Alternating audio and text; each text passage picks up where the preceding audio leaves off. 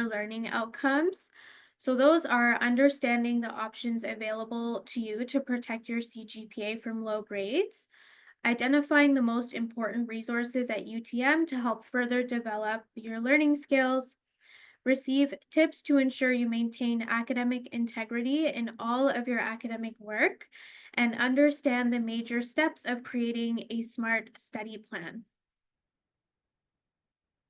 So let's start with academic standing. To be considered in good standing and to maintain that threshold, your cumulative grade point average does need to be at 1.5 or higher. So your cumulative GPA, this includes everything, all of the courses that you pass and that you fail.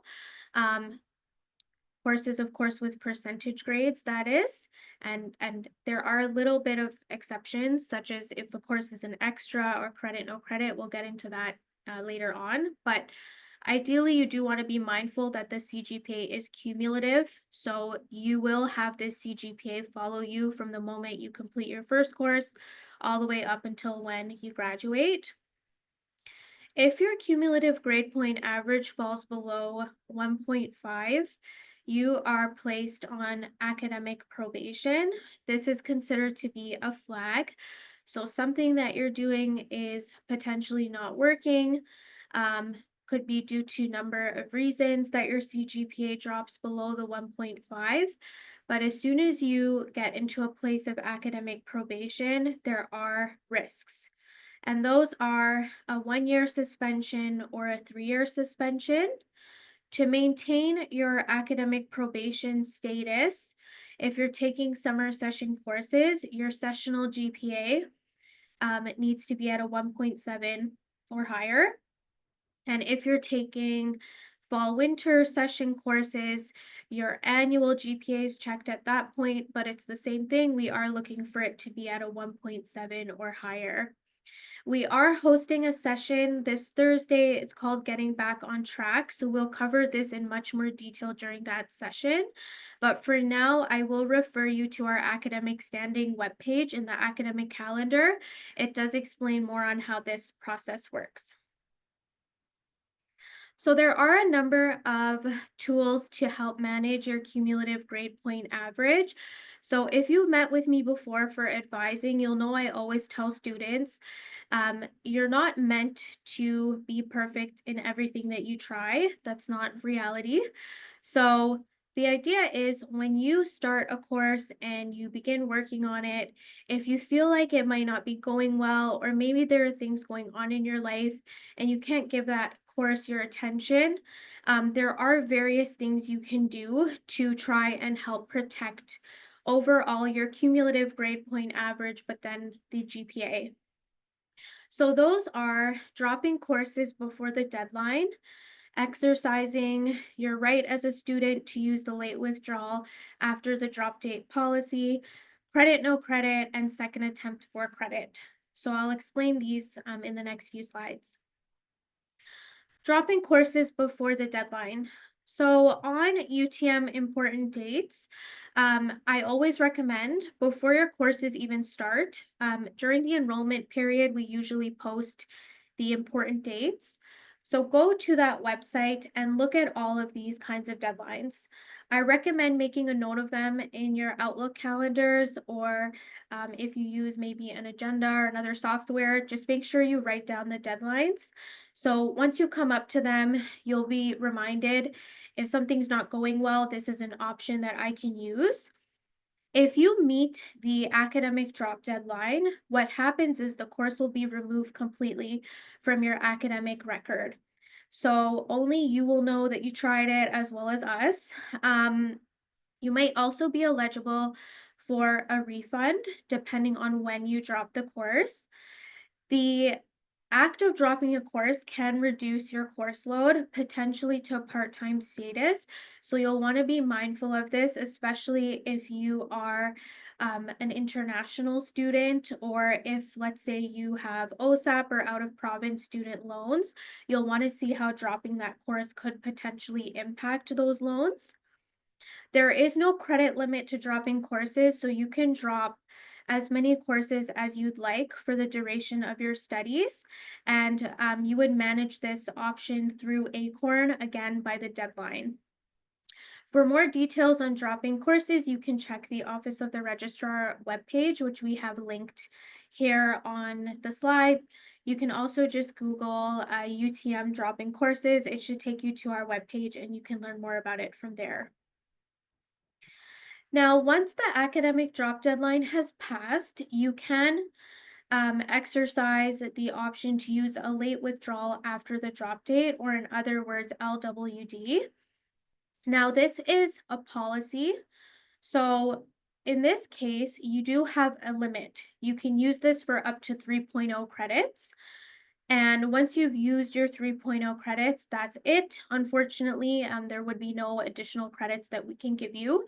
So try and use this more wisely.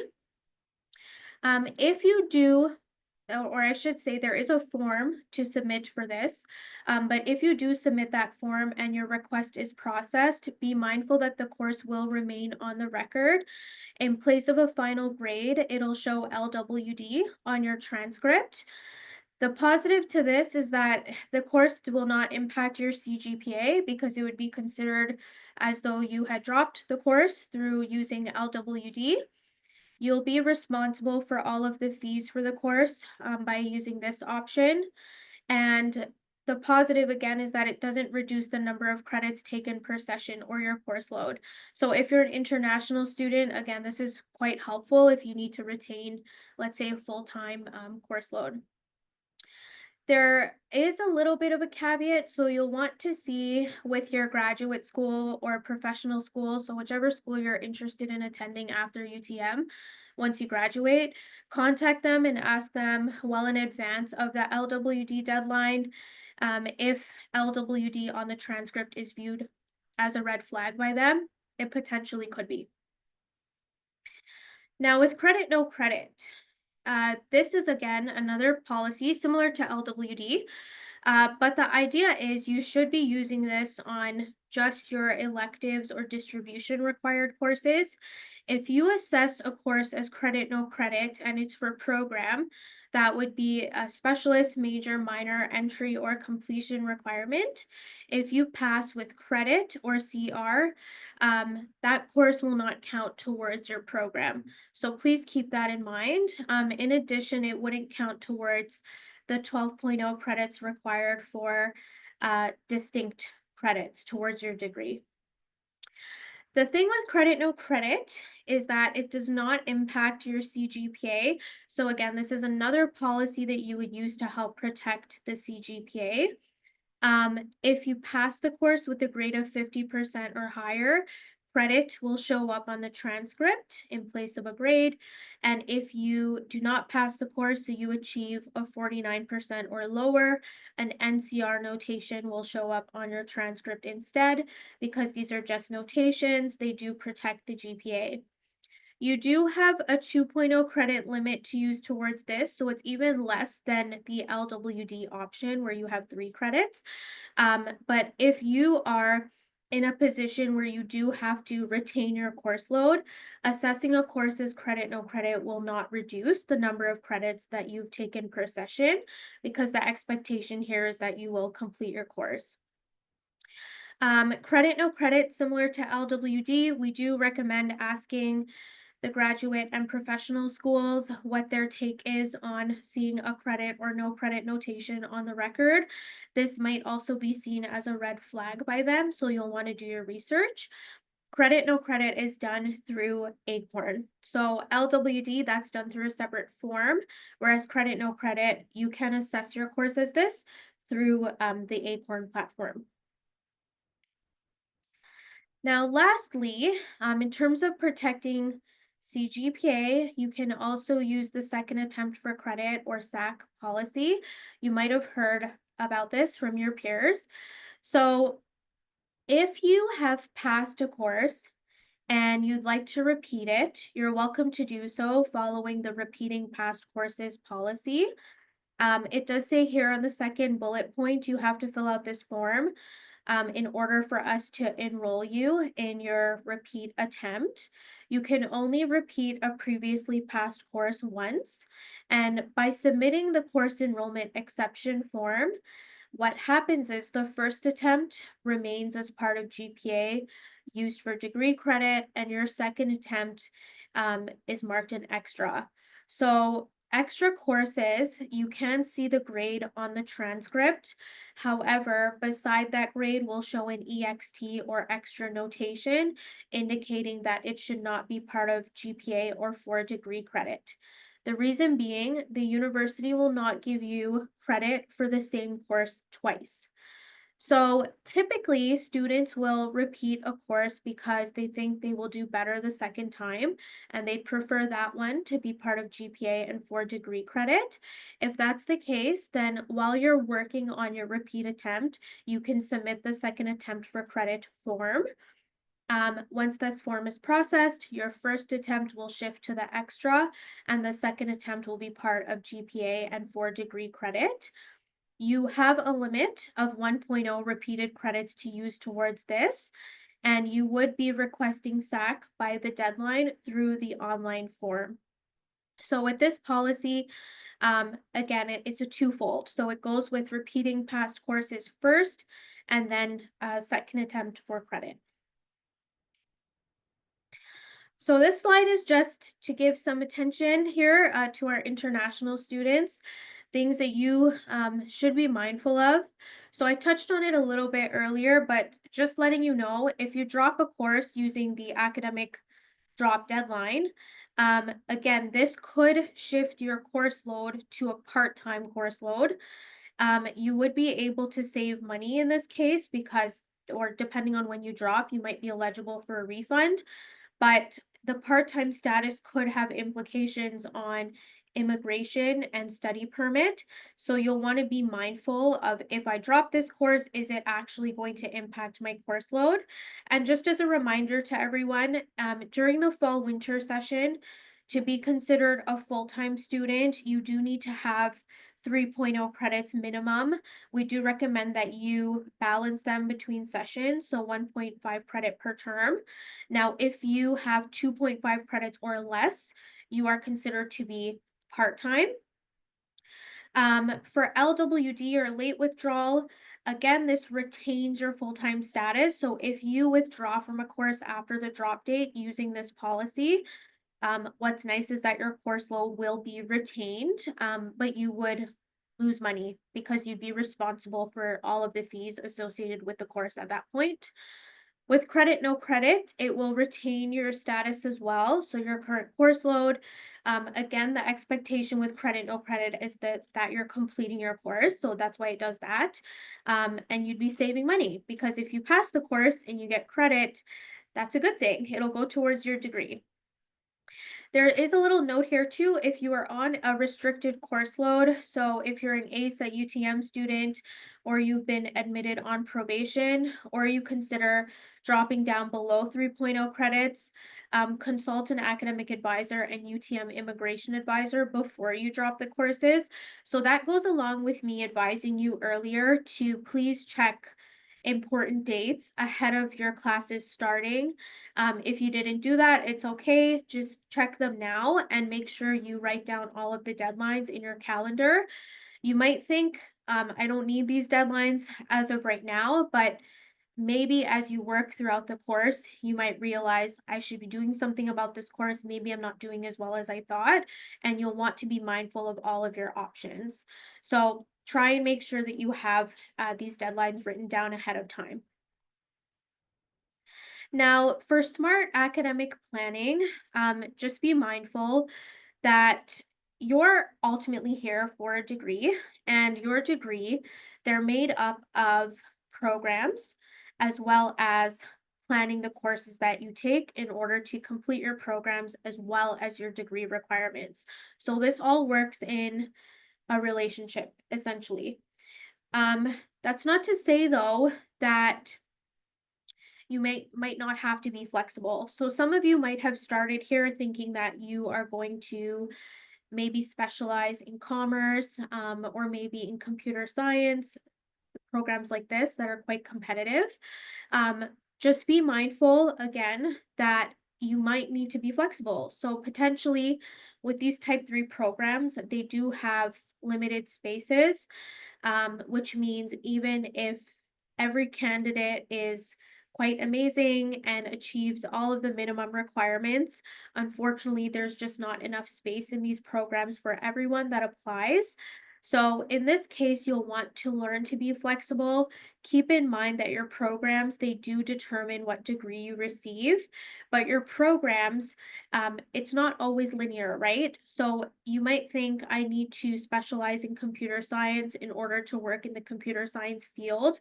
That might not be the full reality or the full picture. So you'll want to make sure that you are flexible and you consider what are my alternatives. If this plan A doesn't work, what can I do as a plan B should I need to default to that plan?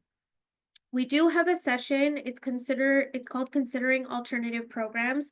It's scheduled for May 15th. I do recommend if you're in the situation where you are considering alternative programs, please attend that session. We'll go over a number of strategies to help in this case. And another point here, scheduling conflicts are not acceptable. So the idea with this is, of course, you can't be in two places at once. And the university policy is that they will not make any accommodations for overlapping quizzes, tests, assignments, exams, should you remain in a course conflict. So this would be your responsibility to try and work out. So the key takeaway here, be flexible. Your degree, it does ultimately depend on what programs you decide to pursue, but your degree is not just made up of programs, it's also made up of your degree requirements. And if you need support with deciding what your alternatives are, please attend that next session that we have coming up on May 15th. Now, there are some resources that I can highlight here for smart academic planning. So that would be Degree Explorer. Using Degree Explorer, I do recommend that you bookmark it and try and use it regularly, especially once you get into your programs. This can help you track your progress. So when you enroll in courses, you'll want to check, is this actually counting towards my degree? Is it counting towards my programs? Ultimately, for many of us, we pay for our degrees. So the idea is we want to make sure what we're taking is actually counting towards achieving our goal of graduation. You can also use the cumulative grade point average calculator to track your CGPA progress. The grade calculator is really important. You will not know what CGPA potential to put in that calculator if you're not sure what your progress is in the specific course. So make sure that you use these calculators side by side. You can plug in to a grade calculator the weight of your assignments, tests, exams, the grade you would like to achieve in that course, and also track your progress based off of what you have been achieving in the course so far to see if that plan for you is reasonable. This can help you determine, am I doing as well as I want to be, or should I be exercising one of the policies we talked about before? There's also a program selection workshop recording. We do host this live regularly throughout the year, so I recommend watching that if you haven't. The timetable builder, this is where you can see all of the course offerings for the session. Please be mindful of course prerequisites, enrollment controls, exclusions, things like this, because all of this information will help you better determine if this is a good course that you should be taking. And then, of course, we talked earlier about important dates, but again, please bookmark this. And further highlighting the timetable builder. So again, it does go over course offerings, the important course information, as I mentioned earlier. There are a number of filters you can use. So you can filter courses by year of study, the subject area, and even delivery mode, distribution requirement. So if you're looking to complete your 1.0 credit in humanities, social science, you can filter that way. Also by term and then time of day. Let's say you have other commitments. I did take the liberty here of putting together this important dates website or slide. This is for summer of 2025. So all of these dates, again, they're on the UTM important dates deadline, but or important dates website, but these deadlines are important for you to be mindful of. So in the summer, the session is accelerated and it's quite condensed, which means these dates will come up a lot quicker than we think. As an example, we're in May right now. June 2nd is the last day to drop an F course from the academic record and GPA. This would be without a refund. So please make sure that you check important dates. Write down these deadlines are very important. Now, for academic skills, just be mindful. Developing or strengthening skills is an important outcome of your university experience, just like a muscle, skills are strengthened over time. So, in advising sessions, we hear quite often that a student started off in high school, they were getting wonderful grades, and then they began their journey here at UTM and they found that their grades fell a little bit. That's normal. You are taking your first few university courses. Again, this is like a muscle, and these skills will be strengthened over time. So try to be a little bit easier on yourself, but then also take those learning lessons. Maybe your studying habits from high school are not translating well into university. Maybe you just need to strengthen those kinds of skills, figure out a new way to study the university material that you're learning. And the Robert Gillespie Academic Skills Center, they're very helpful with this side of things. So please make sure that you get support here at UTM. There are a number of services available to you. I love the illustration here on the left. It's showing that there's a lot of stress and strain when you try to do everything on your own, whereas in the right image, when you receive the support, you will move up the ladder. So I think that this is really telling of how the experience at UTM can go. You just need to seek those services whenever you feel you need them. And that's what we're here for ultimately. So for academic advising, I'm going to highlight a number of ways that you can reach out to us for support. You can book an appointment through our Ask Registrar ticket system. We do offer phone appointments, remote appointments over Microsoft Teams, Zoom, or in person here at the office of the registrar.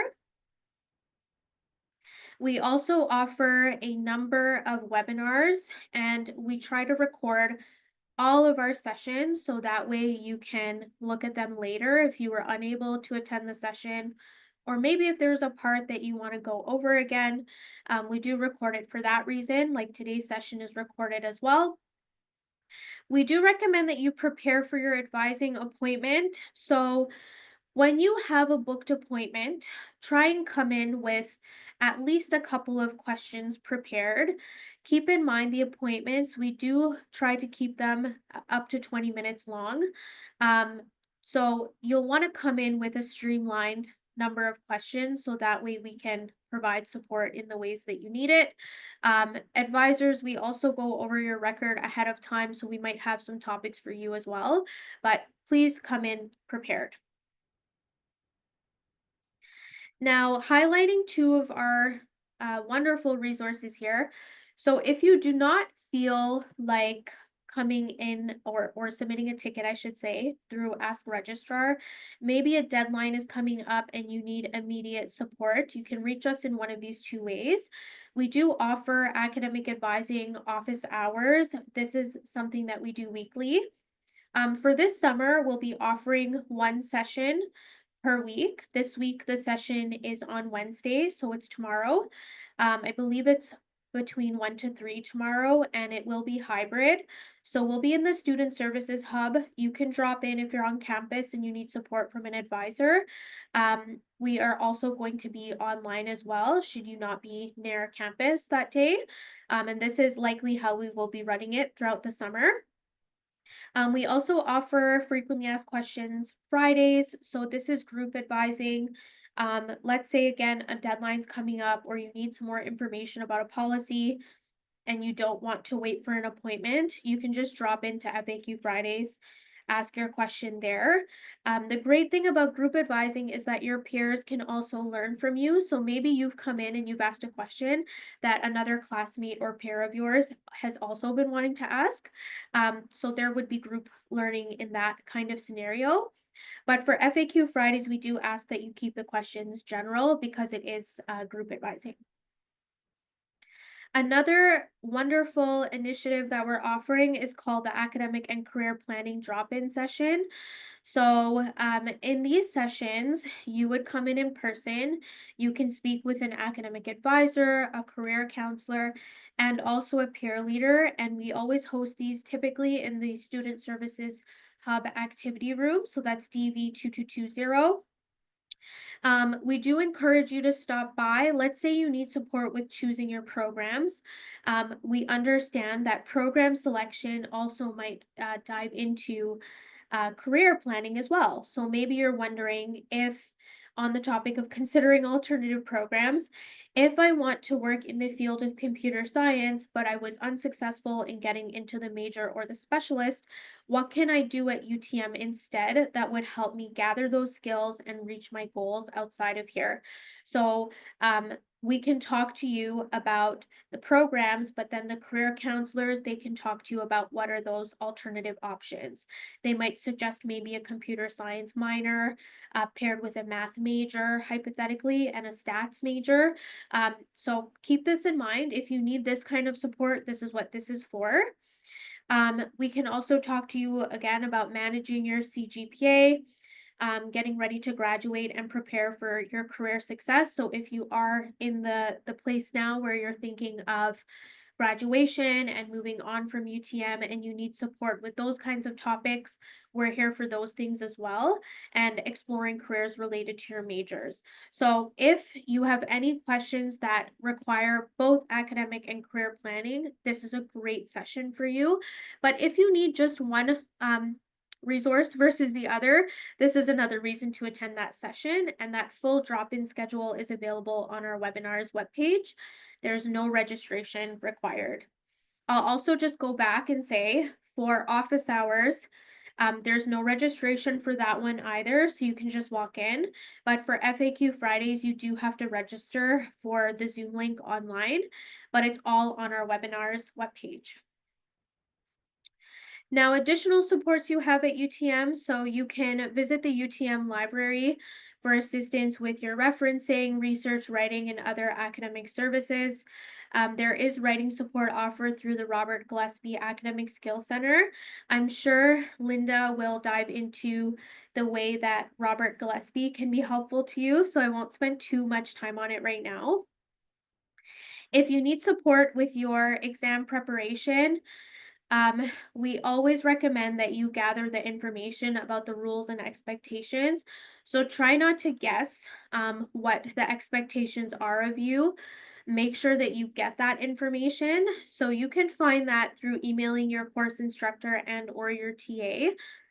There's also the old exams repository. You can use this to assist you with studying for exams or tests. So if you're not sure what kinds of questions would come up, you can check the old exams repository just to streamline your studying a bit, just to see how do they pose a question? How can I best learn from this? That's what that old exams repository is there for, and it's very helpful. In terms of academic integrity, if you're stuck or you're confused, again, do not guess. Make sure you reach out to your instructor or the course TA. You'll want to try and organize and plan ahead to avoiding completing your work at the last minute. You might get into a situation of academic integrity if you are waiting until the last minute to complete your work, because then you'll be scrambling to meet a deadline. Try and plan ahead, and you can do that through meeting with a learning strategist from Robert Gillespie. They can help you create a study plan. As well as writing down your dates in your Outlook calendar, planning out when you would begin your work, and really breaking it down into smaller components so you're not overwhelmed as you're working on completion of the work. Do not share your answers or assignments on social media. This is this is a kind of a painful truth, but it's true. I know you likely will want to be helpful with your friends and your classmates, but in order to avoid academic integrity issues, the best advice is to just not share your answers or assignments. Keep that to yourself because that is your own unique work. Also, on the topic of that, be careful when participating in group chats. You'll want to make sure that you are mindful of what you're saying in group chats and what you're sharing in there. That could also land you in an academic integrity case. So it might be better to just not participate in those kinds of things. And it's super important for you to know your rights and responsibilities. So there is the Student Rights and Responsibilities series on academic integrity, which does summarize the information presented in the code. And then you can also visit the Robert Gillespie Academic Skill Center. They do offer a range of workshops, FSGs, so that's facilitated study groups, seminars, and individual consults to help you identify and develop what skills you need for continued success. I would recommend going to the Academic Integrity website. Again, it's just a Google search, UTM Academic Integrity. They have a very detailed section for students. Please review it, especially because you'll want to be mindful of what your responsibilities are as a student on this topic. So that is it for the academic advising side. Thank you for joining us. I'm going to stop sharing and pass the remainder of the session over to Linda. Once Linda has done her piece, you are welcome to ask us any questions that you have. Over to you, Linda. Thanks so much, Angel, and thanks everyone for joining us today. I'm just going to adjust my screens. They're being a little silly for me right now. So bear with me as I troubleshoot that. I'll just do a brief introduction as I get my screens ready. My name is Linda. I'm a learning strategist at the Robert Gillespie Academic Skills Center, and I'll be presenting on time management for the rest of today's presentation before, as Angel mentioned, we'll transition over to Q&A. I'm going to try sharing my screen and we're going to see what happens. I'm connected to two monitors today, so you might not see like the exact same thing as me, but it looks like Zoom is telling me that you're seeing my full screen and I'm seeing something else. So we will run with that. I do have the chat open, so if you were to post a question in the chat, I will try to look at it and so on. I love questions during workshops and presentations, so please do feel free to ask. I typically will then kind of share more examples in the area of your question as needed. Um, and for today, let me just see if I can transition to my slides. There we go. Fantastic. For my portion of the presentation, I really want to explore this topic of time management a bit more with you. Since this is the summer cycle of us running Making the Grade, my guess was that some of you would be taking potentially summer courses, and some of you may not be taking summer courses, and you might just be thinking about, what could I be doing the next time I'm enrolled in classes? So by the end of my presentation, I really want us to be looking at how you can set up an effective study plan. Specifically, we'll look at how you can use your syllabus to support you in this process, how we can use calendars to visualize our due dates and milestones, and then how can we also apply some task management strategies so that we can achieve the things we need to do to be successful in our courses. Throughout this process, know that you're not alone. I'll also integrate sections where we'll identify different campus resources that can support you in your study planning. All right. So I'm just going to share with you some classic examples and, you can think independently about, do any of these scenarios sound familiar to you? Either you've had them yourself, or maybe you might be starting to feel like this could be happening right now. So the first scenario is, it feels like the semester's off to a good start. You have time to study and you have a social life, and you thought you did well on your last midterm and everything looked really familiar. But when you get your grades back, your grades are telling you otherwise. And this is where you might be feeling some confusion. Like, did we blank out? Or was the midterm just graded in ways that we didn't expect? So that's often one scenario that I get from students when they come talk to me about time management. The other scenario, maybe this will sound familiar to you as well, is that it can feel like we're just having to do a million things in the semester, and it feels like we're barely keeping up. Like we're going to all of our classes, you're taking notes, it feels like there's no time to study. And while you're doing okay on your midterms, your grades are good, or you feel like they're good, it feels like you always have to make a sacrifice somewhere and you feel exhausted all the time. I share those two scenarios because those are examples of where study planning is not working for the specific student, and there are challenges in our time management. And we want to look at how we can address some of those structural issues so that we can address some of these symptoms of ineffective time management where someone might need to make some changes to what's happening. So, this is kind of a table summarizing what is going on, right? So we might be feeling like we're doing a lot of work, but the payout in either our grades or our time is not there, or we're feeling like tests and assignments show material that maybe you've never seen before, or you feel like it's familiar, but then we feel like we keep blanking out at the same time. And what's happening? So those are the symptoms. What some of the root causes that are underlying this would be there's a mismatch in our study techniques that we're using and how we're being assessed. So how are we being graded in the course? How does our professor want us to demonstrate our learning? There's a mismatch between those. And there's sometimes for other students, there can also be a mismatch in our expectation of who is doing what with our learning. And sometimes a mismatch in expectations of what the purpose of lectures, tutorials, homework, and other things are. So I'm going to show you how we can potentially explore some of these to see how we can start to align these things together so that we can make a more effective study plan. All right. So first, let's begin with structure. We're going to look at, how is, how Angel was earlier talking about how some students, they talk about how they did really well in high school, but things don't seem to be translating at UTM. Let's kind of unravel that a bit. Let's look at, how does UTM work and how do course expectations typically work? And for some of you, you may already feel like you know this. This is just reaffirming this to help you really understand the importance of this structural piece. So on screen, I'm kind of showing a comparison of high school versus UTM timetables. And a lot of people love high school, right? On the left-hand side of my screen, you're seeing what's called a tumbling timetable. So we have a day one and a day two schedule where we're kind of seeing an 80-20 distribution, where 80% of the time your learning is in class, and 20% of the time you might be learning outside of class, right? You might be doing homework or doing extracurriculars or other things. But you can see every day is pretty much the same. In this fake calendar I've made for a high school student, you really were at school from 9 to 3:16. We have two classes in the morning, we have lunch, and then we have two classes in the afternoon. And this is quite typical. And sometimes, because of the strategies that helped us be successful in high school, sometimes those strategies come and bite us when we're at UTM, when we don't realize that we need to change the way we apply our strategies. So in high school, when do you do your homework?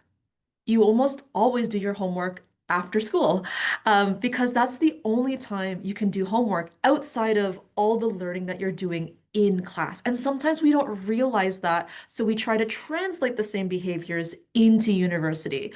On the right-hand side of my screen, you're seeing what I'll call a gapped schedule. Fictitiously, I have chosen to show you one class for the summer subsection. It's Bio 206. So you're seeing that I have, in this case, a lecture on Mondays from 9 to 12, a tutorial also on Mondays from 1 to 2, a lab from 1 to 4 on Tuesdays, and another lecture section 9 to 12 on Wednesdays. And that's it, right? So there's no consistency of when I'm going into class. The 2080 I've written up here really refers to 20% of your learning is probably done in class and 80% of your learning is probably done outside of class. And this change in structure can sometimes be challenging for students to recognize because, our strategies in high school worked so well, but they do not fit into this structure. So we're going to see how we can approach recognizing these differences to make changes in some of our behaviors and how we can start to use this information to build a study plan. So, looking at, Linda's been mentioning this 80-20, 20-80 thing. What is she really talking about? And this is with respect to responsibility shifts. So let's think back to this familiar environment in high school where your teacher was doing a lot of that legwork. They were doing a lot of that learning labor with things like, who's going to assign practice problems for you to complete? It was your teacher in high school. Whoever's making you attend class, might be a combination of you, your teacher, your parents or guardians. Checking in on your learning progress was a lot of your teacher potentially leading that conversation. And if things weren't going well or things weren't going the way we wanted them to, your teacher, your parents and guardians and you would be involved. But you can see in high school, you were you were part of that process, but really it was these adults in your life that were really leading this and doing a lot of that work for you. But now that we're at UTM, you are the adult in control of your life, and it's now this opportunity where you are the main person who is taking charge of all those things. So assigning which questions you're going to work on. You're probably going to take the charge on that.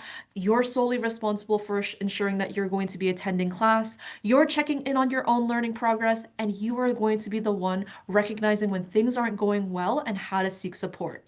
And think of this as kind of being in the driver's seat of your life as a student, but know that you are not alone. I've shared some sample resources as well, where things like the syllabus, office hours, facilitated study groups, other campus resources like the Robert Gillespie Academic Skills Center, academic advising, the Health and Counseling Center, and other services are partners in this process to support you as a learner. Um, and I share this because things are really, in some ways, different from what we see in high school, where a lot of your learning and the course correction used to occur in your classes, but now many of these things come outside of the designated class time. So know that when I start sharing with you in my next few slides, how we can further apply this, know that you are not alone in this process. And really, we want you to be driving these conversations. Just like how Angel was saying earlier about those academic advising appointments and even the drop-ins, coming prepared. Now you're going to come prepared because when you access the campus resources at UTM, we may not know what is happening because we aren't in your class. We don't have the same level of relationship with you, which means that you need to drive these conversations so that you can make the most of your time and so that you can really access this specialized knowledge that each of your campus resources offer. So let's begin with, now that we have this context, by looking at what the professor offers in at the beginning of course, which is the course syllabus. Some people may have heard of this called a course outline, but really this is the roadmap for a course. What is going to happen in this course? What are my expectations? What are the assignments? When are they due? How much are they worth?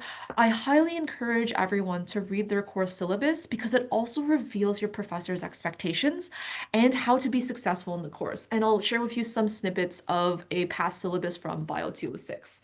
Um, Earlier, I was mentioning, these challenges with time management. We're going to now look at this again with how it can be connected to the syllabus, where, again, time management issues sometimes come also from the disconnect with the course syllabus. But if you're seeing things, so, when you're in your courses and you're noticing some of these behaviors or actions or observations are occurring, so things like, we're not submitting our work, or it's being submitted late, we're missing out on, important events, whether they be academic, social, or personal. We feel like, everything is important, but there's not enough time to do anything, or, we're doing a lot of cramming or doing things really late. These are time management challenges. So they're challenges with not being organized potentially. Our strategies that we're currently using are not working, or we're mostly planning for the short and immediate, and we're not looking into the future. So the syllabus, if we were to read it at the beginning, we can start to do a backwards plan to plan out our semesters so that you can kind of mitigate some of these things. Because a successful study plan should demonstrate balance. We should be able to meet our academic commitments as students, but remember that you're more than a student. You're a human, you're an individual, you have a family, potentially a social life, you have other types of commitments that you need to balance, and you get to decide what that balance would be. You also want to have distributed practice. We want to be studying throughout the semester rather than only before an assessment like a midterm or a final exam. And the study plan should reflect that we do have short-term needs. Sometimes things do come up and we need to address them, but we also have these longer-term needs that we need to plan around as well. Sorry, let me just progress. So really, we're looking at organization and planning. Let's use the course syllabus to help us do some backwards planning. So what I would recommend, and these are things that I want you to be able to take away from today and potentially action. Let's start with this backwards plan. What I encourage you to do is make a calendar of your academic milestones. So you can do paper calendars, digital calendars, whatever makes sense for you. You may consider the pros and cons of using different methods, but I want you to do this to specifically make a visual of the calendars. So to do this, you'll need your course syllabi, whatever they are, your course Quirkus sites, and also the UTM important dates.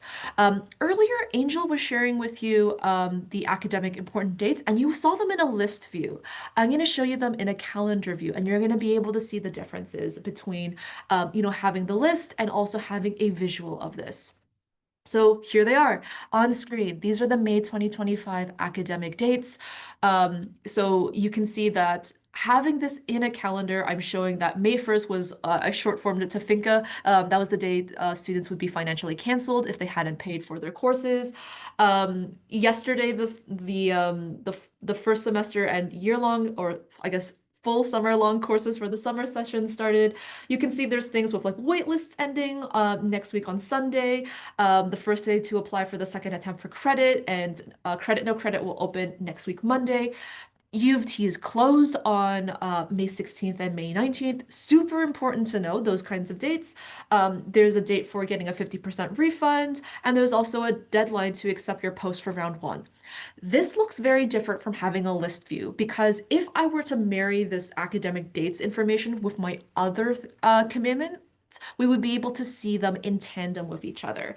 But just because I'm trying to show you how to do them step by step, you won't see them together. But if I was able to see something like, hey, I have this big midterm, or I have this assignment and I'm going to get the grade back before, one of these refund days, that could be important to know to make an informed decision about how your course progress is going. Here's another example from February 2023.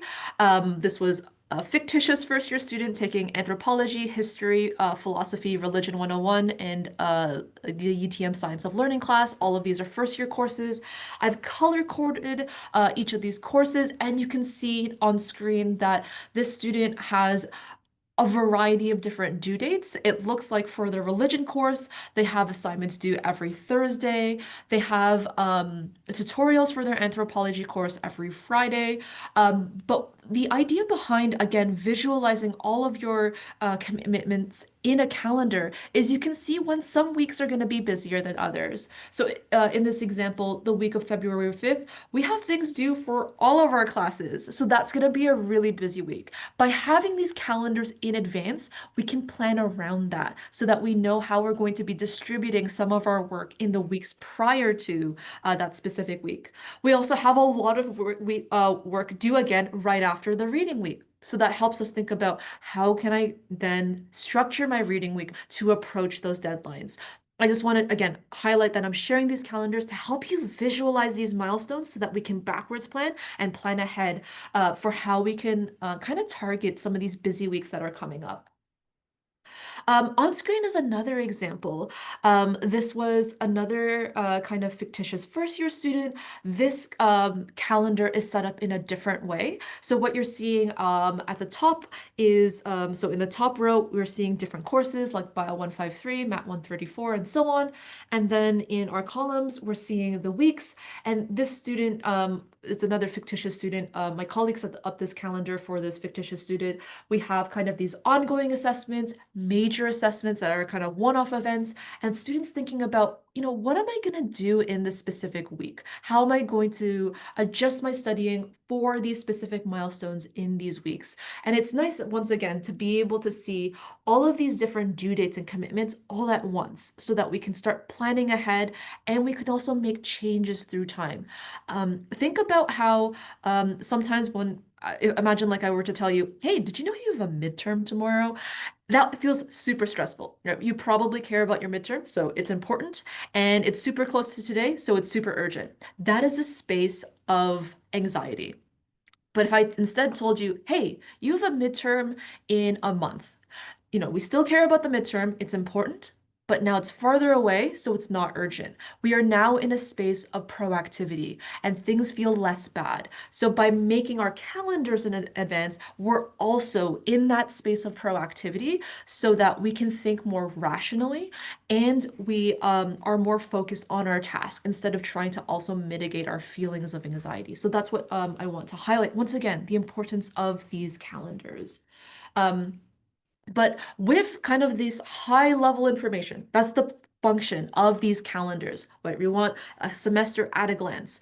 We want to also think about what is happening in our day-to-day lives. So that last calendar that I showed you, I'm just going to pivot back to it.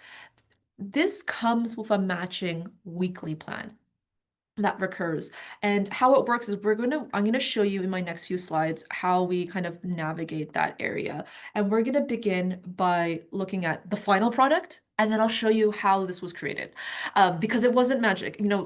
My colleague did not, suddenly start drawing this table and doing cell by cell what was going on. This is the matching weekly schedule for that study plan I showed you 2 slides ago, where you can see the student has all of their classes, they've kind of blocked things out, they've structured things, they have time for reflection, they have flexible time, and so on. So I'm going to show you, how did this happen? Because it was not magic, it was a process. So what we're going to begin with is by having empty calendars. Again, paper, digital calendars, whatever makes sense for you, you can map up your calendars. Right now, all the time is empty. I've divided this into parts because I have specific things I want to make reference to. So again, I've put in fictitiously, my example is a student taking Bio 206 in this semester. So, and it's summer, so it's accelerated. We're seeing the lectures, tutorials, and practicals. And I've also have this person working a shift at work at a retail store from 2 to 10 on Fridays. So all of these things happen to repeat every week. So all of these are going to occur. Um, the next thing we're going to do is also remember that we are humans and we have other things we do that recur each week, right? To my knowledge, no one magically appears at UTM. There's no teleportation to my disappointment. So people might need to commute to where they go. They might have their morning routines, and that's what I'm kind of putting in with those kind of gray blocks. Um, and these gray blocks, you can see that I've always happened to put lunch and dinner at the same time. People tend to thrive on structure. That's why a lot of people love their high school schedules. You may have seen if I flip back to my previous slide, when you make your timetable in Acorn, you don't have a lunch block. You decide when you have lunch, and eating lunch is important so that you can sustain yourself through the day. So let's think about how can we structure our week. So that's why you're seeing all my gray blocks. Those are times where, my fictitious student is commuting, they're eating, they're sleeping. All those things are going to be the same for them each week. I also have these other colored blocks that you're seeing. So I kind of have this blue color for things like meal prep and exercise, and I have these green blocks also for hanging out potentially with friends and family time. If we were to kind of go through any semester, that's a lot of academic commitments you probably have in addition to potentially work. I've put in these blocks not just to represent the physical amount of time you have, but it's also a nice way of visualizing your energy. So, as an example here, you might think about how, if I'm taking classes, right now or thinking back to the previous semester, sometimes we get really tired in the semester and it can feel like we need to do more, we have to keep going. And sometimes when you access different kinds of campus resources, there's this concept of self-care. And a lot of people talk about when they think about self-care as, oh, I'll do this when I'm done my task. So self-care for some people is seen as a reward. I want you to also think about self-care as a form of structure and a way of sustaining ourselves. So, how can I have something to look forward to so that I'm not always bogged down by some of my other commitments so that I can always find joy in my week so that I can progress towards what I'm doing. So, where can you have potentially these reset points? And at this repeating activities level, I've kind of built those in with my blue and green blocks so that this person can also sustain themselves through the week so that they have things to look forward to and also different reset points. But these are things that are recurring, so they've structurally built in self-care, scheduling self-care, instead of just having it solely as a reward. But once we have this, we want to put in all of our repeating activities. The next thing we would do is to put in anything that's specific for this week. So fictitiously, let's say there's a midterm on a Wednesday. I don't know if that's true, but let's just say there is, and there may have also been office hours. Now we have something to work towards. We're going to think about how is this person going to get ready for this midterm? What kind of work are they going to do and when? All of these blank spots on this calendar are available times for either studying or other types of activities. So we can start to fill them in. So here you can see I've started to put in kind of in this salmon pinkish color things where the student might be doing readings. Sometimes they have prep, just like how Angel said, we should prepare for our academic advising appointments. We can also prepare for office hours. So you're seeing that right in between. Maybe this person has more prep for their practical section or their lab. And they also are studying for their midterm. We will go into more depth on what this specific block means. And after their midterm, maybe they did some reflection and they're going to prep for, they have some lab work that they need to, maybe like lab reports or worksheets they need to follow up on. This person decided not to do that immediately after the lab because they had to prioritize their midterm, which was the next day. And the due dates were different for those. So that's why you're seeing kind of this shift in time. Because this person is taking summer courses and they're only Mondays to Wednesdays, they might use their Wednesdays after their last class just to reflect on how is this week, this short week kind of been going and what am I going to do now?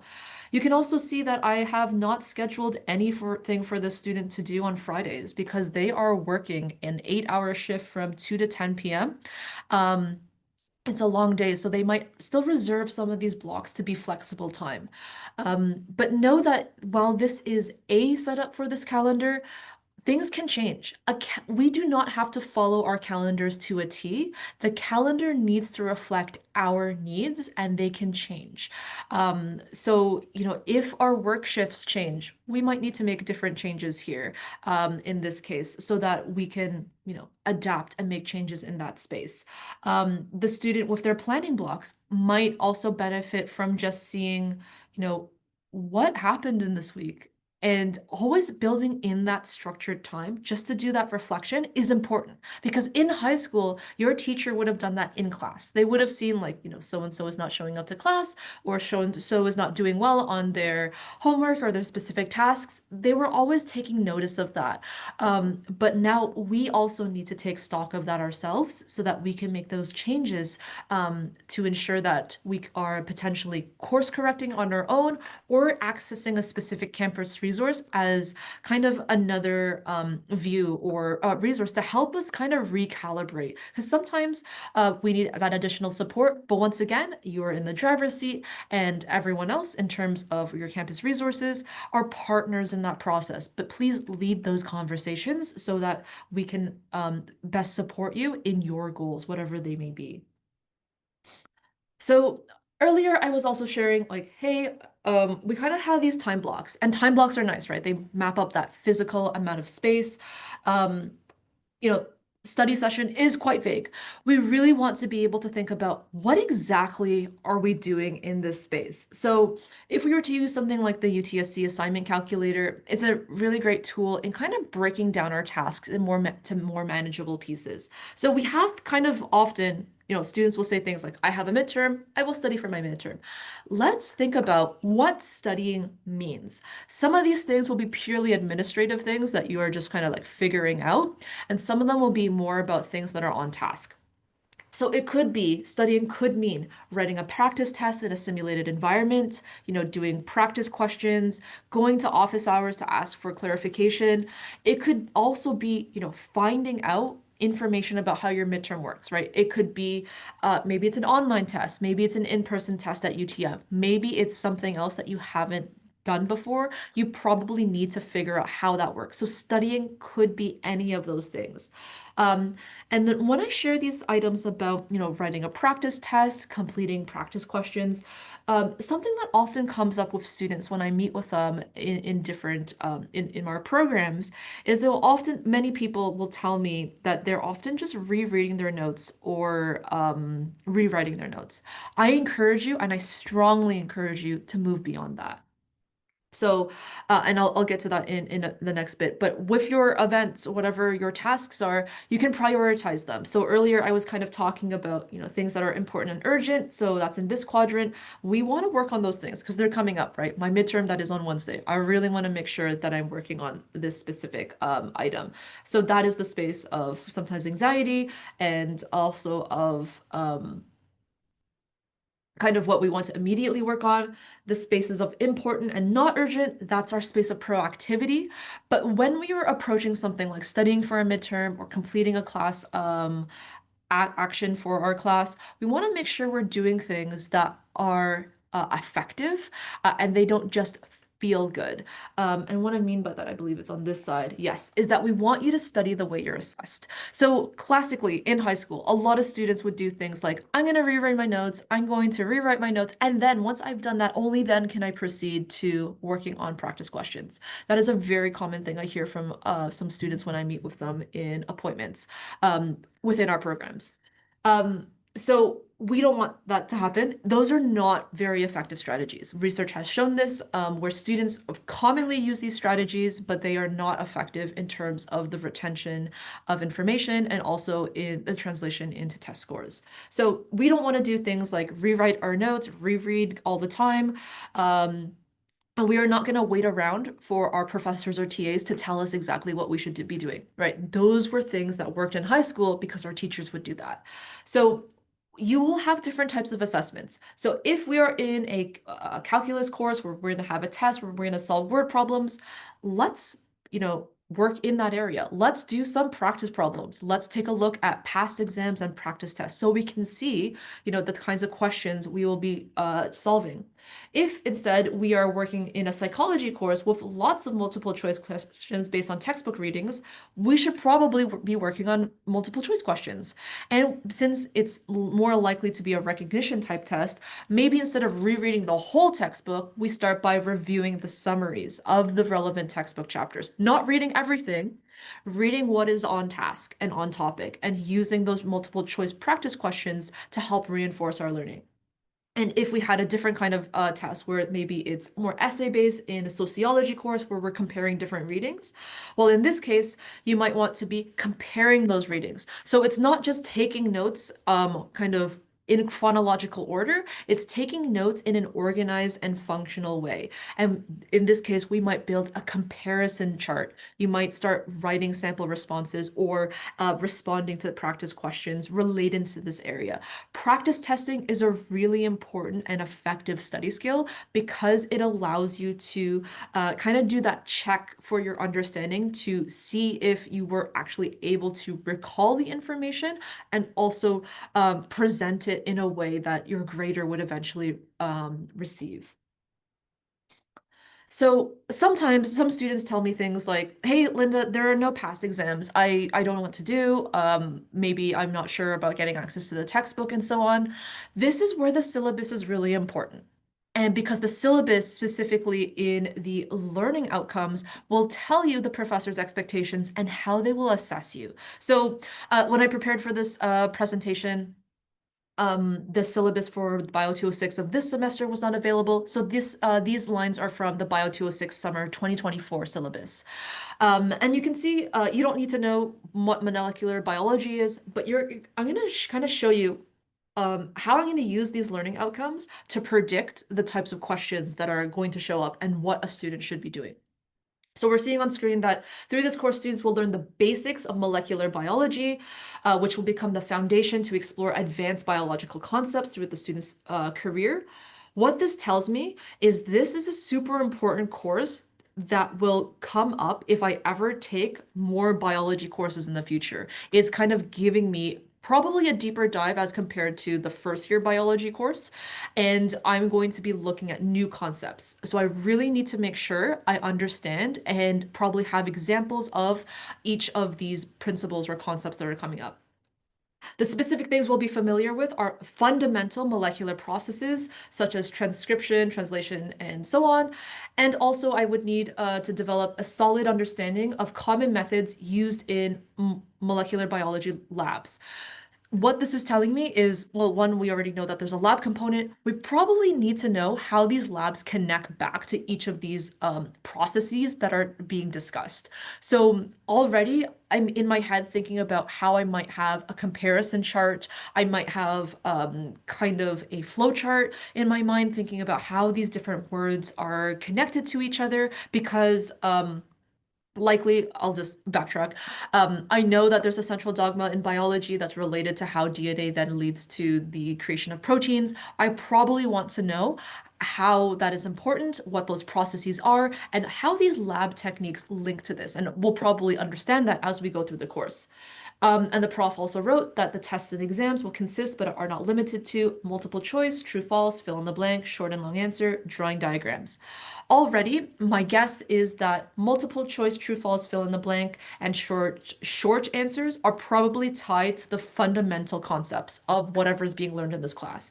The long answers, if I had to guess, would probably be more application type questions related to these processes, or they could also be related to calculation questions, if relevant, potentially tied to these lab kind of topics. And this drawing diagrams thing, not exactly sure how that would fit in without knowing the context of the course in greater detail. But again, maybe there are diagrams that come out with these biological processes. Maybe there are maybe other kinds of cells or types of biological items that I need to draw. This would be important. So I'm already thinking about, how is that going to impact the notes that I take? I might need to pay attention to diagrams when I see them come up in lecture or in my textbooks. So I am not currently in this course. I have not seen what this professor has taught, but I'm already making guesses about what is important so I can focus my attention in class and also how I'm going to change up my study strategies. So that's going to be important overall to help me kind of manage what is happening when I maybe don't have a past test, and also how can I focus my attention to specific practice questions that are occurring. But let's look back to, again, this larger idea of studying and our study blocks. We can, again, further break these down potentially into to-do lists, task lists, and then on screen, you're also seeing what I have as Kanban board categories, right? So the classic one that many students do is they'll organize them into the kind of the courses they have. So I have these tasks, these are for my bio course, my chem course, my other course. You might think about what do we need to do in terms of urgency? So will I do it now, do it today, do it later, some other time? And sometimes people will also break down their tasks into specific actions. So maybe this is a task I need to do. This is a task where I might need to email the TA. Maybe I need to meet with the professor in office hours and just have a conversation about my questions. Or is this a task I can defer and maybe put off? Those are some decisions that might come into play, but you'll need to think about how you're going to further prioritize your specific tasks to explore in your study plan. And know that there's always time to reflect and anticipate. This is super important, and I'm going to give you the analogy of driving a car, because sometimes that, like, I've been using that kind of driver's seat kind of analogy all this time. Um, Sometimes the semester can feel like we just have to get to this final destination, right? But think about, let's say we have a car, either it has a gas tank or maybe it's an electric car and it has a battery. It feels like we just have to keep going. And that battery or that gas fuel tank represents kind of you. That's your energy and that's your capacity. And sometimes it feels like we just have to keep going until the end and we can't stop and take a break. And those breaks could be accessing a campus resource, course correcting, filling up our tank, or charging our battery. But think about how it may have felt if you've either experienced this or if you've seen other people experience this, where, it just feels like we're almost there. I just have a bit of gas or energy left. And, the gas the car stops working. We stop working. We break down. Something bad has happened. And think about now how we have to do so much investment of time to maybe get towed, find some sort of immediate solution for really that short term. But instead, we could have, just taken that break to go refuel, whether that was for gas, whether that was for electricity, or in this case, was it food that you needed to eat? Was it a check-in you needed to do with some sort of campus resource? Was it just time to take stock and see what was happening? There is always time for reflection. Remember that this is not like a race, it's really a marathon. It is very long. Like a semester feels chaotically both long and short. You really need to sustain yourself. And that's why there's always time to anticipate and reflect. So you might consider, again, outside of making your own calendars, as I've shown you earlier today, you might also think about, like if you're currently, as an example, not enrolled in courses, take some time to think about challenges that you may have faced in the past. So thinking specifically about time management, you might construct your own table like this, where you're thinking about what's something that's happened to me, maybe in the last semester, currently, or that I'm anticipating that has impacted my time management. You know, what could you potentially do to prevent, some of these challenges from occurring? And then bad things do happen, right? Life happens, bad things happen. We can't always make a foolproof plan. But again, we are not alone in this process. So, what are some strategies we could use to overcome or cope with the specific challenge? And again, in this resources column, we are not alone. What's a campus resource that could help you in this space?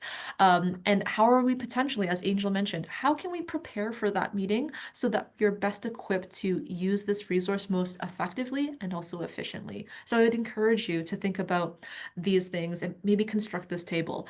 For some of you, you might be currently in classes, constructing a table doesn't really make sense. I would encourage you to think three, two, one. What are three things that are working well right now? What are two things that maybe you need to address? And what is one thing you're going to do today so that you can address one of those two things that are not working? So here on my last slide, I'm just sharing some additional resources and specific resources we have for the summer at the Robert Gillespie Academic Skills Center.